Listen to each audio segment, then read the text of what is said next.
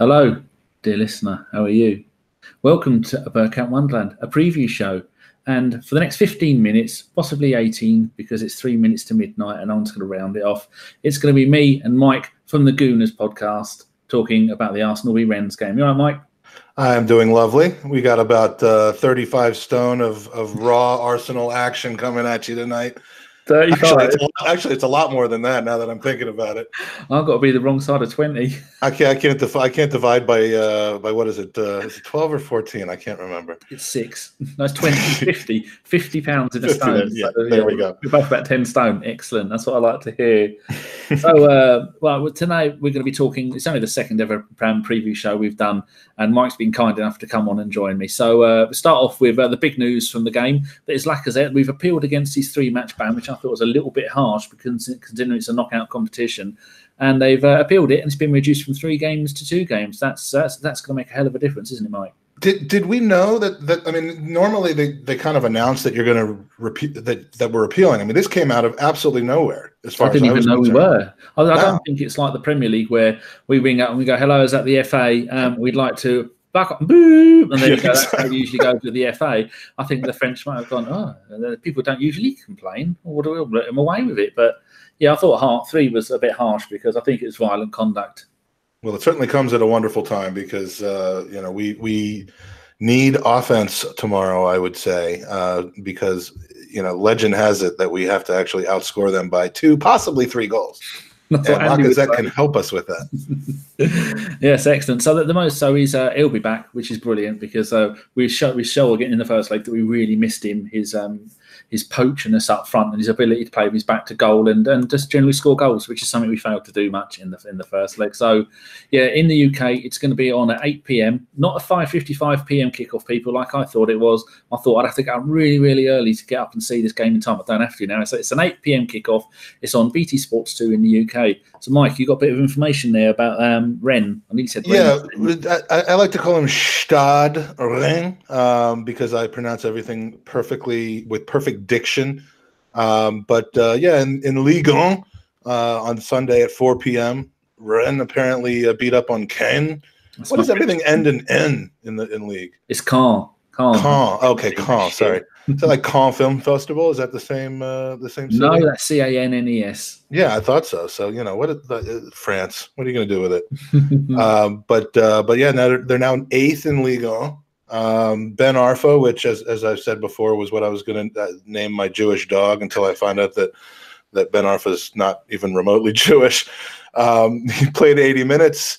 Hanu played 73 minutes, and Sarr, that cheeky bastard who got Socrates in trouble, played the full 90. Rennes in the last 3 away league games has not done that well. Actually, they've lost to Rennes, Paris Saint-Germain, and in Guingamp. I would say Guingamp. Yeah. Why you chose to have me instead of Chris Carpenter on this podcast, I have absolutely no idea. He's spending the night with Mrs. Carpenter. You were kind of scrambling at the last minute to find somebody. So you're only the 4th person I asked, but then during the first place because all about the French pronunciation. Oh yes, absolutely. So in the Europa League away, they won their last 2, but they lost the 2 before that, and I know that because you put it in the notes. Don't give away the game. And I did look back. I was going to incorporate all their other away results because before that they lost about 6 UEFA Cup games in a row. Then I realised that was 2011 and then 2005, and most of the players that played then probably don't even play football anymore. But then I also put down that Arsenal have played 11 home games in the Europa League so far. We've won 7, drawn 3. We've only lost the 1, and that was Ostersund's, wasn't it?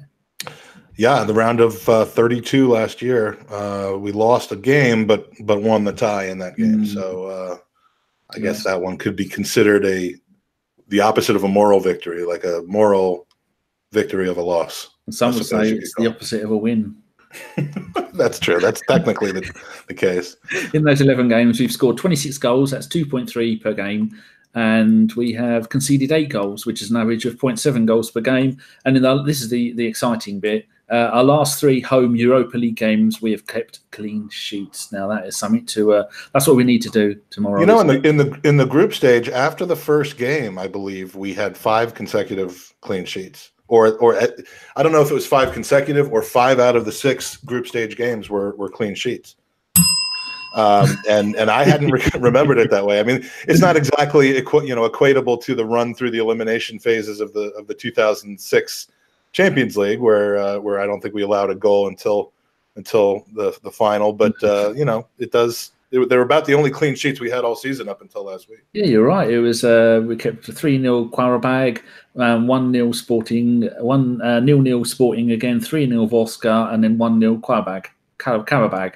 So there you go. You were right. Look at you with your facts. Excellent. Right. I pull more than just facts out of my body. Well, injuries and suspensions. Rennes have no new injuries or suspensions, but I think they have got their right back, who may well have been suspended for that game. I think he's back.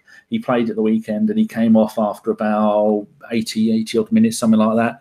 So he'll be back. He's an important player for them, according to the review that I read. For us, Holding, Bellerin and Mkhitaryan and Welbeck are all still out. Mkhitaryan missed the Man United game on Sunday because he had a back strain. Plus, Koscielny picked up that cut knee against Man United, and that looked quite sore. Surprised he carried on, actually. But I don't know if either of those two are going to be missing from the game, because it's stuff like that is when it's touch and go. They're going to save it to the last minute, aren't they?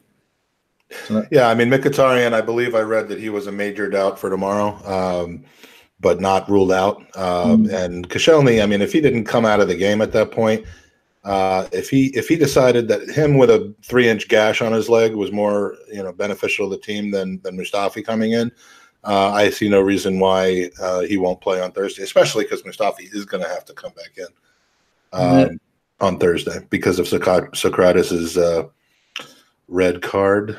Yeah, and that brings me on to the next bit. We have one player suspended, that's Socrates, after that very unlucky red card when he nearly killed someone. I think that was trumped up charges. There was no need for any of that lot, was there? No, I mean, Sar did a good job of play acting. The discussion pretty much goes that Socrates was a little naive there for someone who normally is pretty crafty at the dark arts. He got caught in a position where he gave the referee the opportunity to kick him out. And, unlike in the Premier League, where usually you're going to get some softness on the second yellow and at least maybe a warning one more time, didn't get it. And that changed the game. It changed the tie, and it hurts us tomorrow. Yeah, you got some information there about the next draw, haven't you, and stuff like that? Well, yes, and whether I watch this or not will be determined by how the game goes. But if anyone's interested in watching the quarterfinal and semifinal draw, which are both together, they are on Friday at 12 p.m. UK time, which for us East Coasters this particular week is at 8 a.m., only 4 hours behind right now because of our stupid daylight savings time. So that's always going to be fun, and we can watch the Champions League draw and hope that all 4 English teams just end up in the same bracket together and all beat each other up so that no one makes the final. Hopefully. If that's possible. There are no in this stage, there are no seedings or country protection. We could, if we get through, we could play Chelsea. We could play any other team in there. It's just 8 teams left at that point, and it's all fair game as to who we get. If we go through. Who would you like in the next round if we do go through? God, I've stopped paying attention to who else is in it because I've just wanted for us to get through. The one name that sticks, and I have no clue. I honestly, after that game last Thursday, just went into a soccer coma for a couple of Did I just say soccer? You can say what you want. All right. Well, I went into a coma for 3 days until the United game because I didn't want to learn anything. So I have no idea how Krasnodar is doing in their tie, but I would prefer to play Krasnodar in the next round. Well, they're 2-1 down at Valencia with the home game at Krasnodar. Napoli are up against 3-0 up against Salzburg, so they're through. Chelsea are 3-0 up against Kiev, they're through. Rennes are 3-1 up against us, they're not through. Villarreal won 3-1 away at St. Petersburg. Little Santi Cazorla, the quietest feet in football.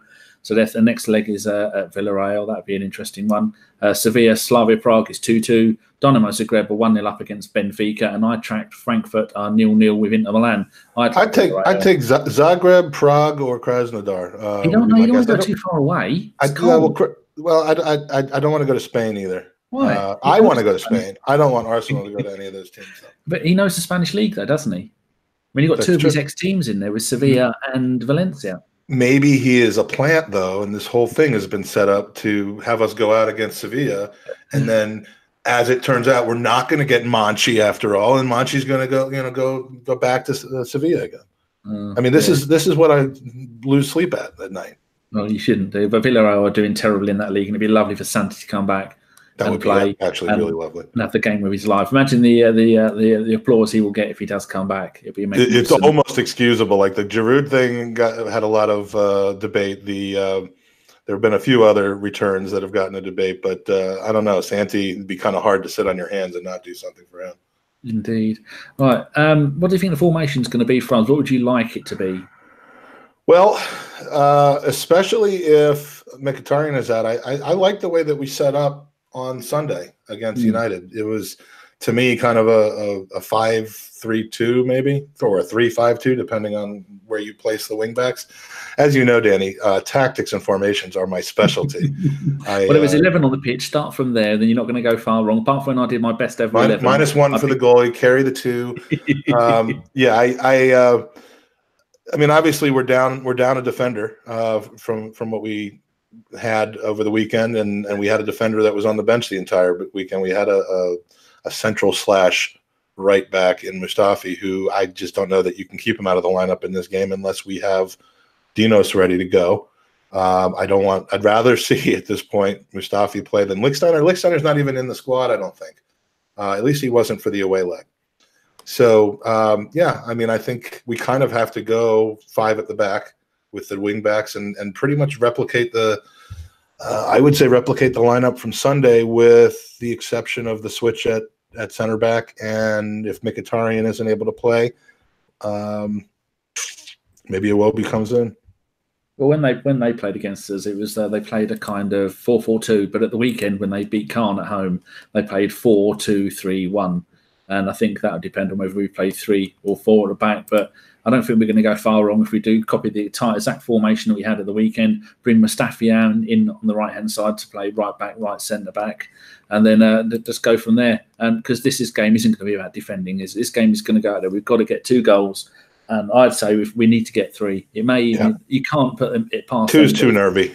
Yeah, I mean, I wouldn't be surprised if they score a goal. So we've got to be aiming for 3 or 4 goals. And if we're going to do that, then you've got to play Lacazette, Aubameyang, Ozil, and Ramsey. And like you were saying, whether that is going to be 5 across the middle while defending, or whether, because Ozil did quite a lot of tracking back at the weekend, didn't he? And Ramsey just looked magnificent wherever he played on that pitch. Yeah, I mean, I would be in favor of Ozil and Ramsey on the pitch at the same time, and we have to throw everything that we have at this team from the very beginning.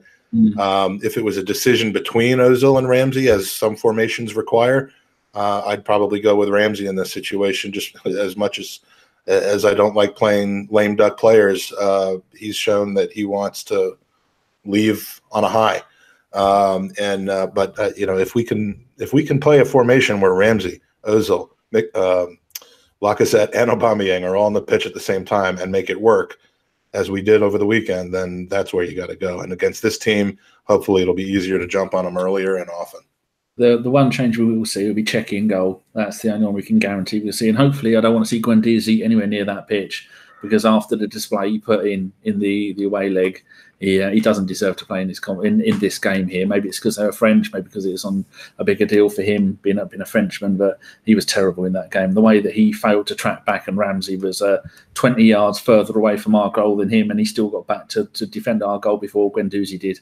That was shocking. Yeah, no, that was bad. He usually works pretty hard to make up for his mistakes when he loses possession, but that wasn't one of those types of mistakes. It was just a falling asleep, I guess, ball watching, whatever it was. It wasn't. He didn't cover himself in glory in that moment. And let's just hope tomorrow isn't Czech's final time on the pitch in an Arsenal shirt. I'm not sure he gets another start or another game if we get knocked out tomorrow. Would you play him all the way to the final if we get there? Yes, and I probably would regret that, but I kind of buy into the fact that you have your Europa League goalie and you have your Premier League goalie, and I don't know. Ask me again after tomorrow, because yes. I mean Leno has been so unstoppable recently, or unflappable recently, that if you really want to have a chance to win a game, you'd start Leno over Czech. But maybe as the opponents get tougher and the stakes get higher, I might make that switch. And I don't see Czech being really too put off by that. I think he realizes that he's the second best keeper on the team at this point, and he's been professional about it. So I don't think he could really go wrong either way. Right. So what prediction are you going to go for? I honestly am not feeling that positive about this. Whenever Arsenal seems to have solved everything and be in a great position, that's when they shit the bed. And whenever they just absolutely seem like they're in an awful vein of form, they pull out a game like the last year's 2-0 against Tottenham, or Sunday's game against United after the way they looked against Stade Rennes. So, it wouldn't surprise me to see them fall asleep a little bit. And I'm also a little I almost said stereotypical. I mean, a little, what's the word when you try to do the same things for every game? I have forgotten English here. But I don't like to pick Arsenal wins. I would rather be proven wrong. So I'm actually going to pick Arsenal to win 2-1, which would not get us through, and hope for something different. Well, I'm going to go a 4-1 win. I think they've had their moment in the sun, and we are going to hammer them. Probably it's going to get 2-0 to us, 2-1 to them. Then we're going to panic, and then we're just going to go all out. I'm going to go from 2-0 to us, and then be 2-1 to them. Typical Arsenal. We're going to lose. We're going to give them one of our goals, and then accidentally. Yeah. All right, so if we do get through, the ties are going to be played a month from now, so on the 11th of April and the 18th of April. Right, before we go, I completely forgot to mention the FBAs, the Football Blogging Awards, of which we were lucky enough to win once back in the 1920s. No, I think it was. No luck involved. You were and are the best, but you're not entered into the contest this year. That's no point. We're not going to win it again. So, tell the wonderful listener the three most important categories that they should go and vote for and how they can vote. Yes, we are, of course. There's a new category that allows us to have an outside chance of finishing in the top 40 because Best Podcast has been flooded with massive, incredible podcasts, of which we would love for people to vote for Craig and Lee of Same Old AFC. It's a fantastic podcast. I know we have a lot of crossover between our show, between your show and theirs, but they do a great job. It keeps getting better. So, go to the FBA or the Football Blogging Awards website and enter at Same Old AFC for them in the Best Podcast category. We're running for the Best International Content Creator. Now, I don't know if anyone can tell, but I am not English. I thought you were Welsh. Or as I like to say to bug you, I don't speak British. So we are considered international men of mystery. And so the international content creators, if you could vote for at the Gooners Pod, we would be much appreciative. And I even went the extra mile and set up a web address, votegooners.us, which will create a tweet for you, because I don't like doing a lot of things that involve a lot of steps or energy. And that's how I got like this. I wanted you to have the same experience. So you could just go to votegooners.us if you have Twitter, and it'll send a tweet out for you. And we even got our buddies down from Sutton, who we've been friendly with ever since the FA Cup tie. There's a non-league blog category. So if you vote at Gandermonium, GANDERMONIUM, it would help them out. And this is the nomination phase. So if we get nominated again, I'm coming on your podcast and doing a whole new plug for that. But, if you were running, we'd vote for you. But, No, you can't be greedy. We've won it once. That's more than enough. So, like you, the whole of ABW is behind Same Old Arsenal and the Gooners Podcast. And we're desperate for recognition. That's just all it's all about, All those hours you spend editing and creating all that wonderful content of you just taking the mickey out of poor old Andy. And this is what I do. This is what I do. I don't do much more than that. I spend more time hanging these pictures than I do fucking editing any of our podcasts. So there you go, people. That has been about 17, 18 minutes. That's not too bad, is it? So finally, are you excited for tomorrow? I am. I mean, my score predictions are never going to reflect my true feelings. I think we got a chance. I think we have every chance. I wish we. I mean, that third goal. Don't get me started on that because we're finishing up here. But yeah, I mean, we have what it takes to get past this and vault into the final 8.